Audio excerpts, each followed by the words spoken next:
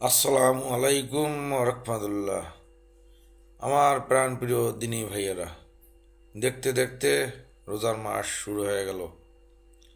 তাই আমরা সবাই রোজা রাখব, নামাজ আদায় করব এবং আমাদের বাড়ির লোকজন এবং আশেপাশের বন্ধুবান্ধব যারা আছে সকলকে আমরা এটা শেয়ার করব, যাতে করে সবাই নিজেরা নিজেদেরকে সমৃদ্ধ করতে পারে, নামাজ রোজা করতে পারে এবং আল্লাহ তাআলার হুকুম পালন করতে পারে এবং নবী মুহাম্মদ সাল্লাল্লাহু আলাইহি সাল্লামের তরিকায় জিন্দেগি যাপন করতে পারে।